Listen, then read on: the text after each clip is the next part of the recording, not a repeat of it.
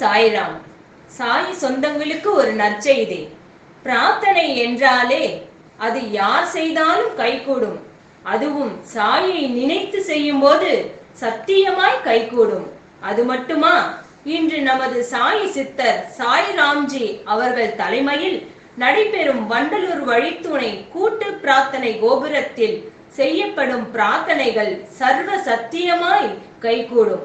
அது மட்டுமல்ல, பிரார்த்தனை செய்யும் மனங்களைப் போல சேவை செய்யும் கரங்களும் மேலானது என்று சொல்வார்களே, அதுபோல நமது பிரார்த்தனை குழுவினர்கள் இலவச கல்வி, இலவச மருத்துவம், இலவச சட்ட உதவி, அன்னதானம் போன்ற சமூக சேவைகளையும் செய்து வருகிறார்கள்.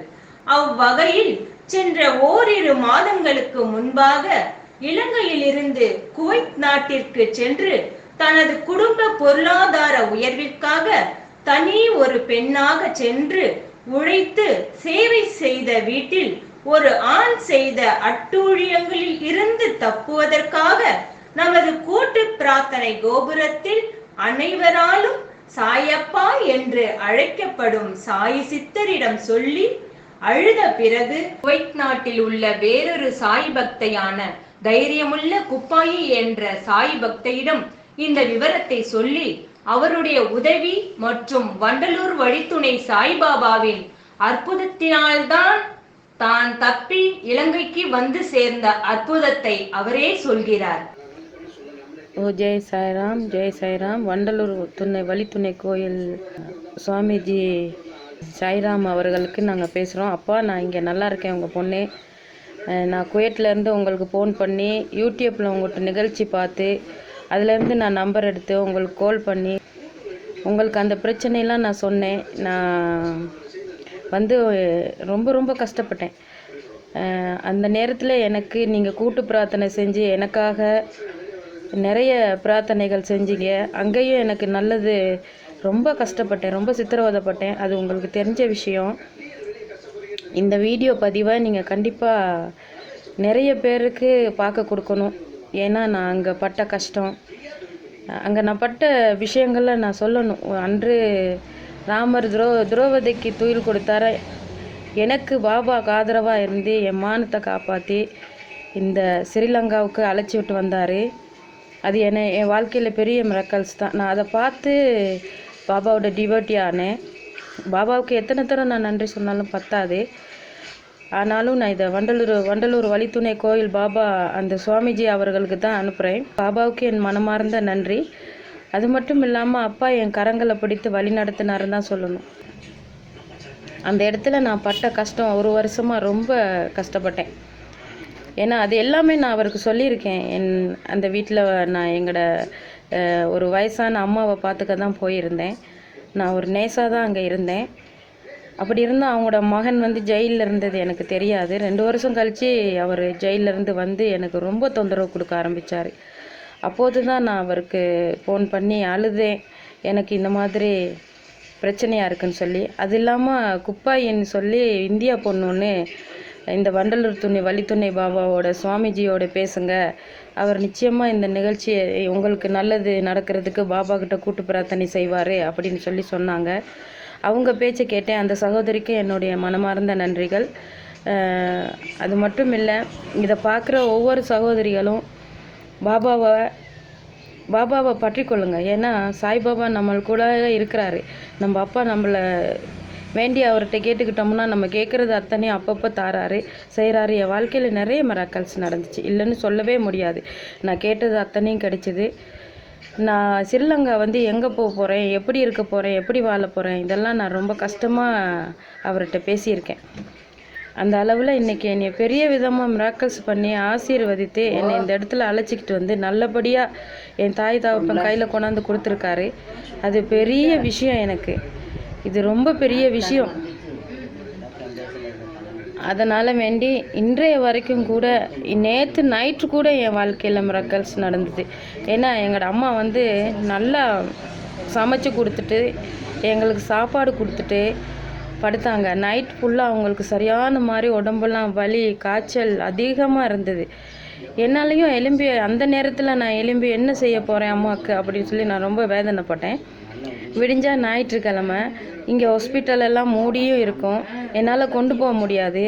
அந்த சூழ்நிலையில் தான் நான் இருந்தேன். அந்த நைட்டில் நான் எலும்பி உடனே அப்பாவுக்கு ஆர்த்தி காட்டி கடவுளை வேண்டி அப்பாக்கிட்ட ரொம்ப அழுது வேண்டி அம்மாவுக்கு எனக்கு தூவி கிடைக்காது, எப்படியுமே நான் இங்கே இருக்கேன், பாபா கோயிலில் இருக்க தூவி எனக்கு கிடைக்காது, அது எல்லாருக்கும் தெரிஞ்ச விஷயம். நான் உடனடியாக வீட்டில் அந்த பத்தியால் விழுகப்பட்ட துவியை நான் பாபாவோட துவியாக நினச்சி விதியாக நினச்சி அதை தண்ணீரில் போட்டு அம்மாவுக்கு கொடுத்தேன். அடுத்து சில நிமிஷங்களே அம்மா நல்லா ஆவிட்டாங்க. அம்மா ரொம்ப சந்தோஷப்பட்டாங்க அந்த நேரத்தில். இப்போ அம்மா நல்லா இருக்காங்க. அம்மா இங்கே வாங்க, உங்கள் முகத்தை கொஞ்சம் காட்டுங்க. நல்லா இருக்காங்க. இப்போ குளிச்சுட்டு எங்களுக்கு சமைச்சு சாப்பாடெல்லாம் சமைச்சு எங்களுக்கு கொடுக்கறதுக்கு ரெடி ஆகிட்டாங்க. அந்தளவு அப்பா அம்மாவை தூக்கி விட்ருக்காங்க. வண்டலூர் துணை வழித்துணை கோவில் பாபா எனக்கு அவருடைய இதில் எனக்கு சொல்லி கொடுத்தது தான் அது. அதை நான் இங்கே அது பெரிய விதமாக மனதில் நினச்சி நான் சொல்லுவேன் 108 பயணமும். அதை சொல்லி அம்மாவுக்கு அந்த மாலையை போட்டு உத்ராச மாலையை போட்டு அவங்களுக்கு அந்த தண்ணியை கொடுத்தேன். நான் ஆஸ்பத்திரிக்கு கூட்டிகிட்டு போகல. இப்போ பாருங்கள் நல்லா இருக்காங்க. எனக்கு நம்பிக்கை இருக்குது எங்கள் அம்மா அப்பா இன்னும் 100 ஆசைக்கு அப்பாவோட ஆசீர்வாதத்தால் நல்லா இருப்பாங்கன்னு சொல்லி.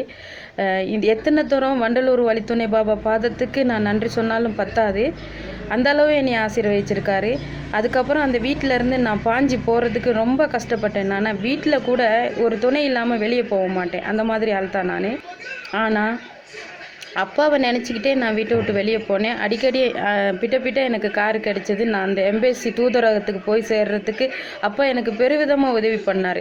ஒவ்வொரு மனித ரூபமாக எனக்கு உதவி செஞ்சு எம்பேசிக்கு போய் அங்கே பெரிய எனக்கு ஆறுதலும் கிடைச்சி, எம்பேசியில் இந்த நாளையில் கஷ்டப்பட்டு வர எத்தனையோ பெண்கள் இருக்க எனக்கு பெரிய மதிப்போடு அந்த இடத்துல இருந்தேன். அங்கேயும் போய் நிறைய நோயாளிகளை நான் பார்த்துக்கிட்டேன். ஒவ்வொரு நோயாளிகளையும் அப்பாவின் நாமத்தால் குணப்படுத்தினேன். எங்களோட வீட்டுக்கு பறவைகள் வராது பெருசாக. இந்த புக்கோட இந்த படத்து முன்னுக்கு நான் வச்சுருந்த தீபம் எரிஞ்சிக்கிட்டு இருந்தது. அந்த இடத்துல நான் அவருக்கு சாப்பாடு வச்சுருந்தேன். அந்த சாப்பாடை அந்த பறவை சாப்பிட்டது. அப்போது நான் அம்மா கிட்ட சொன்னேன், என் அப்பா நம்ம வீட்டுக்கு வந்துட்டார், அவர் இருக்கார் அப்படிங்கிறத நீங்கள் ஷுவர் நம்புங்க. இந்த பறவை அப்போ அம்மா சொன்னாங்க, என்றைக்குமே நம்ம வீட்டுக்கு இதெல்லாம் வராதே, எப்படி கணக்காக அப்பாவோட படத்து முன்னுக்கு போணுச்சுன்னு. ஒரு பறவை ரூபமாக இன்றைக்கி அவருடைய உணவை சாப்பிட்டாரு. இது பெரிய மிராக்கல்ஸ் எங்களோட வீட்டுக்கு. வண்டலூர் வழித்துணை கோவில் பாபாவை பற்றி சொல்லிக்கிட்டு இருக்கும்போது இது அம்மா எனக்கு எடுத்து தந்தாங்க, இவரான்னு பாருன்னு சொல்லி. அப்போ நான் ஆச்சரியப்பட்டேன். அந்த மாதிரி பாபா நான் இங்கே வருமுன்னு அவர் எங்கள் வீட்டில் ரெடியாக இருக்கிறாரு, அப்படி என்னைய வரவேற்க, என் பிள்ளைய வரவேற்க வந்திருக்காரு அப்படிங்கிறத நான் புரிஞ்சுக்கிட்டேன். ஒவ்வொரு சகோதர சகோதரிகளும் ஒவ்வொருத்தரும் நான் என்ன சொல்கிறேன்னா, உங்களுக்கு கஷ்டம் வரும்போதும் பிரச்சனை வரும்போதும் நிச்சயமாக நீங்கள் கும்பிடுற ஒவ்வொரு குலதெய்வ வடிவமாகவும் நம்ம அப்பா நம்ம கூட இருக்காருங்கிறத நம்புங்க. உங்கள் எல்லாருக்கும் என் மனமார்ந்த நன்றிகள். சாயப்பா உங்களுக்கு நன்றி, நிச்சயமாக உங்களுக்கு நன்றி. என்னை அந்த இடத்துல கூட்டு பிரார்த்தனை செஞ்சு எனக்காக ஒவ்வொரு நிமிஷமும் நீங்கள் பேசி உங்கள் நேரத்தை ஒதுக்கி எனக்காக இவ்வளவு பண்ணினதுக்காக நன்றி, ரொம்ப நன்றி. அப்பாவோட மலர்பாதங்களுக்கு நன்றி. நான் என்றைக்குமே அப்பாவின் பிள்ளையாக இருப்பேன். நான் மட்டும் இல்லை, இங்கே நிறைய பேருக்கு உதவி பண்ணுவேன், நான் நிச்சயமாக பண்ணுவேன். இந்த இடம் ஒரு பிரார்த்தனை ஆலயமாக மாறணும், அது என்னுடைய ஆசை. என்னால் முடிஞ்சால் அதை கண்டிப்பாக நான் செய்வேன். அதுக்கு எனக்கு அப்பா உதவி இருப்பார், அந்த நம்பிக்கையே இருக்குது. உங்கள் எல்லாருக்கும் நன்றி. சுவாமிஜி சாய்ராம் அவர்களுக்கு நன்றி. அப்பா உங்களுக்கு அப்பாவுக்கு கோடிக்கணக்கான பிள்ளைகள், ஆனால் உங்களுக்கு நாங்களும் ஒரு பிள்ளைகள். நான் வந்தவுடன் என் பிள்ளை நீங்கள் வந்துட்டியாமா அப்படின்னு நீங்கள் கேட்ட அந்த வார்த்தைக்காகவும் நன்றி. இப்போ நேற்று நடந்த மிராக்களை பற்றி அம்மா சொல்லுவாங்க, அவங்க வாயாலேயே நீங்கள் கேளுங்க, அதையும் வெளியிடுங்க. எங்களுக்குள்ளாக அப்பா பெரிய ஆசீர்வாதத்தை கொடுக்குறாரு. கொஞ்சம் கூட நான் கலைக்காமல் அங்கேருந்து அப்பா அம்மா கூட சேர்ந்தது பெரிய விஷயம். அது மட்டும் இல்லை, எனக்கு காசு இல்லாமல் அனுப்ப மாட்டேன்னு சொல்லிட்டாங்க. 1 வருஷமும் 5 மாதமும் என்னை ஜெயிலில் அடைப்பேன்னு சொன்னாங்க. அதில் எல்லாமே நான் பிரார்த்தனை தான் பண்ணேன். அப்பா நீங்கள் எதுவுமே எனக்கு பிரச்சனை இல்லாமல் என்னை அந்த ஊர் கொண்டு போய்ட்டு என் தாய் தகப்பன் கையில் சேர்ப்பீங்க, அந்த நம்பிக்கை மட்டும்தான் எனக்கு இருந்தது. ஆனால் அன்னைக்கு சொன்னார், அம்மா உனக்கு 2 நாணயத்தை அப்பா கொடுத்துருக்காரு. அது என்னன்னா, ஒன்று நம்பிக்கை, ஒன்று பொறுமைன்னு. நான் பொறுமையாக இருந்த பொண்ணே கிடையாது. நான் ரொம்ப சத்தம் போடுவேன். நீங்கள் அம்மா கிட்ட கேட்டு பாருங்கள், நான் கோவப்படுவேன், ரொம்ப கோவப்படுவேன். கோவப்பட்டாலும் ஒருத்தர் அடிக்கிற மாதிரி தான் இருப்பேன். பெரிய பிரச்சனை பண்ணுவேன். அம்மாவே ஆச்சரியப்பட்டாங்க, இது நீ இப்போ ரொம்ப பொறுமையாகிட்டேன்னு சொல்லி. அந்த அளவு பொறுமை நம்பிக்கையும் சாயப்பா எனக்கு பெரிய மாற்றத்தை கொடுத்துருக்காரு. அது மட்டும் இல்லை, என் வாழ்க்கையிலையும் ஒரு நல்ல விஷயம் நடக்க போகுது. அதையும் நான் கண்டிப்பாக சொல்லுவேன். ஏதோ ஒரு வழியில் அந்த அவருடைய உருவம் இங்கே வரப்போகுதுங்கிற நம்பிக்கை இருக்குது. அது வந்தோன்னு நான் உங்களுக்கு வீடியோவாக காட்டுவேன். இவங்க தான் எங்கள் அம்மா. நேற்று சுவாமிஜியோட பேசினாங்க, பேர் சந்திரகாந்தி. இவங்களுக்கு நேற்று ஒரு செகண்டில் நடந்ததை கேளுங்க. டவுனுக்கு போயிட்டு வந்து விரவு கொஞ்சம் பொறுக்கிட்டு ஒரு மணி நேரம் ரோட்டோட போனேன். அங்கே போன நேரத்தில் பாருங்கள், போயிட்டு வீட்டுக்கு வந்த கைக்கு காலு கையெல்லாம் எனக்கு ஒரே வலி. அதோட ரவு சாப்பிட்டு பார்த்தா மேலாம் அரிக்க தோணுச்சு. அதே வகையில் நான் போய் படுத்து எழுந்திரிக்கிற நேரம் எனக்கு காய்ச்சல், நெருப்பு காய்ச்சல், சரியான குளிர். போயிட்டு குசினி விரவு அடுப்பில் போயிட்டு பற்ற வச்சு கூட காஞ்சிட்டு வந்து திரும்ப படுத்து எனக்கு ஏழாமல் பிள்ளைய ஊசி சொன்னேன், அம்மா எனக்கு காய்ச்ச புள்ள வெண்டோல் இருந்தால் கொடுங்க அப்படின்ட்டு. அதுக்கு பிற்பாடு அதை எந்திரிச்சு இந்த பகவானை அப்பாவை நினச்சி எனக்கு வீதியெல்லாம் போட்டு அந்த தண்ணியெல்லாம் கொடுத்து அந்த மாலை என்றவங்க அந்த மாலை என் கழுத்தில் போட்டுருக்கு. போட்டதுக்கு பிற்பாடு எனக்கு காலையிலேயும் கொஞ்சம் காய்ச்சல் இருந்துச்சு. அதுக்கு முன்னாடி கொஞ்சம் நேரம் நல்லா போயிடுச்சு. நான் எந்திரிச்சு குளிச்சுட்டு என்னே ஒரு அற்புதம். கண்ணீர் சிந்தும் சாயி பக்தர்களுக்கு இது ஒரு கலங்கரை விளக்கமாக விளங்குகிறது. நமது சாய் அப்பாவாகிய சாய் ராம்ஜி அவர்கள் என்றென்றும் நம்முடைய நன்மைகளுக்காகவே தம் வாழ்நாளை அர்ப்பணித்து வாழ்ந்து கொண்டிருக்கிறார். நமது சாயி சித்தரும் சாயி பாபாவும் இருக்கும் வரை நமக்கு என்றென்றும் துன்பம் இல்லை.